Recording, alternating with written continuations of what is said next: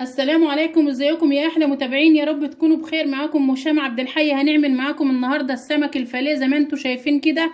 تحفه ما شاء الله. شايفين يا بنات السمك عامل ازاي؟ شايفين ما شاء الله الجمال والحلاوه.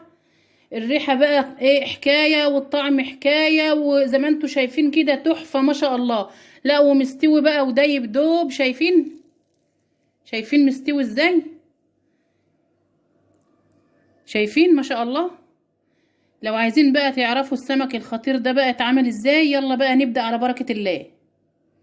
مقاديرنا النهاردة هتكون معانا 2 كيلو سمك فيليه اهون زي ما انتوا شايفين كده. اي نوع سمك المهم متقطع فيليه. ومعانا هنا معلقة كبيرة توم مهروس، ومعانا هنا عصير ليمونتين، واربع معالق خل. والتوابل هتكون معانا معلقة كبيرة كمون، نص معلقة صغيرة فلفل اسمر، نص معلقة صغيرة شطة، وده اختياري، اللي عاوزه سبايسي يحطه، اللي مش عايزه خلاص. ودي بقى معلقة صغيرة ملح، وانا حاطة معلقة صغيرة برضو على التوم المهروس، فكده يبقى معلقة ملح كبير. يلا كده بقى نسمي الله ونصلي على الرسول ونشوف هنعمل ايه. شوفوا كده يا بنات، معانا بوله هي هننقل فيها السمك كده علشان نتبله. بعد ما نقلنا السمك يا بنات كده هننزل كده بالاربع معالق خل وعصير الليمونتين، هننزل بالتوابل بتاعتنا اللي احنا قلنا عليها، فلفل اسمر وكمون وشطه وملح، هننزل بيهم.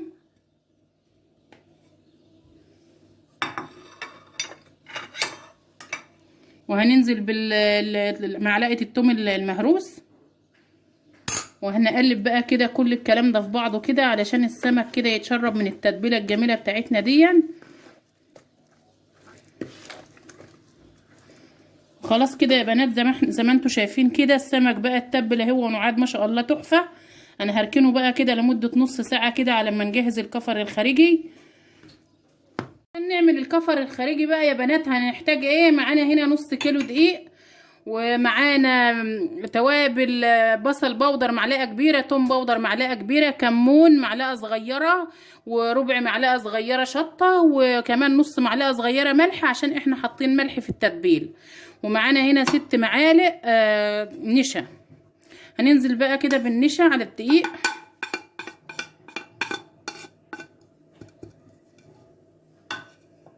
وهننزل برضو بالتوابل بتاعتنا برضو على الدقيق عشان نتبل الكفر الخارجي عشان يبقى طعمه حلو. ونقلب كده بقى التتبيله دي كلها كده في بعضها.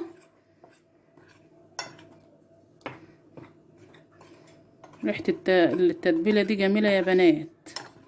التوابل تخلي ريحه الدقيق والطعم برضو، طعم الكفر الخارجي هيبقى جميل.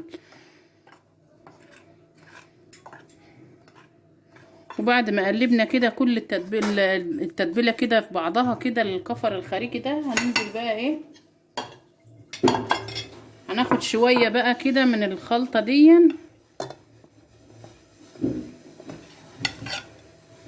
كده.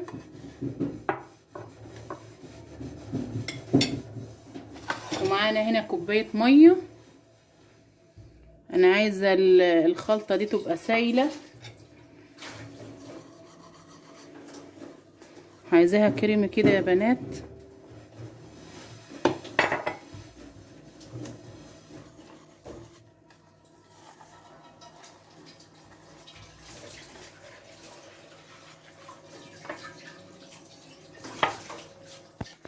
زي ما انتوا شايفين كده يا بنات، هو ده القوام اللي انا عايزاه، ما يكونش خفيف ولا يكون تقيل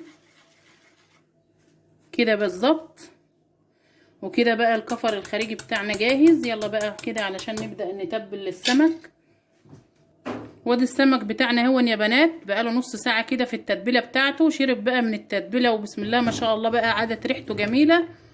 هنبدأ كده بقى علشان نتبل. هننزل بالخليط في الخليط ده الأول كده، وبعدين ننزل في الدقيق،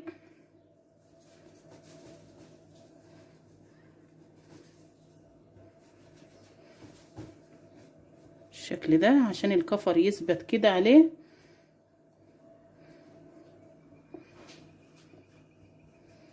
شايفين؟ نعمل كمان.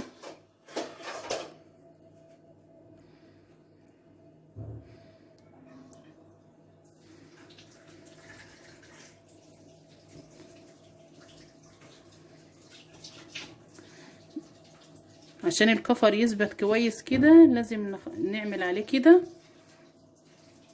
بالشكل ده. انا بركنه بس كده علشان نعمل عرصة، علشان نروح نقلي فيه. هكمل العرصة علشان نروح نقلي فيه. زي ما انتوا شايفين كده يا بنات، بننزل كده في الخلطة السايلة وبعدين كده في الدقيق الناشف بالشكل ده. خلاص كده يا بنات عملنا عرصة. هنروح بقى كده علشان نقليه. هيبقى بالشكل ده زي ما انتوا شايفين كده. يلا بقى عشان نروح على البوتاجاز. والطاسه على النار اهي يا بنات، والزيت بتاعنا قدح اهون، وده السمك الفيليه بتاعنا اهون. بنقول بسم الله كده وننزل بقى في الزيت. شايفين الزيت سخن اهون ما شاء الله.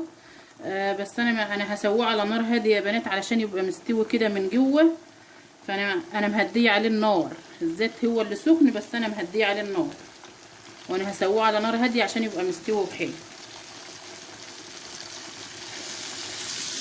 زي ما انتوا شايفين كده يا بنات، شايفين ما شاء الله السمك الجميل بتاعنا. هو ده بقى اللون اللي انا عايزاه. انا معايا هنا مناديل اهون هطلع عليها عشان تشرب الزيت.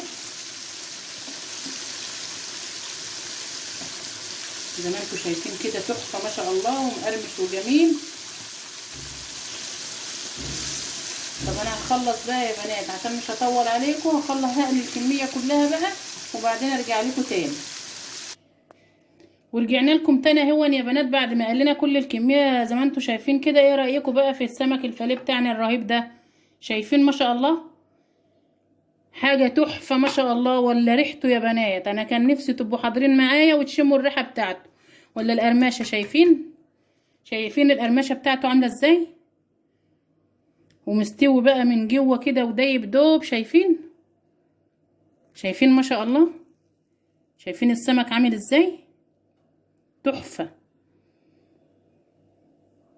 وخلاص كده يا بنات خلص الفيديو بتاعنا النهارده. يا رب يكون الفيديو النهارده عجبكم. لو عجبكم الفيديو ما تنسوش تعملوا لايك وتشتركوا في القناه وتفعلوا زر الجرس عشان يوصلكم منه كل جديد. والسلام عليكم ورحمه الله وبركاته.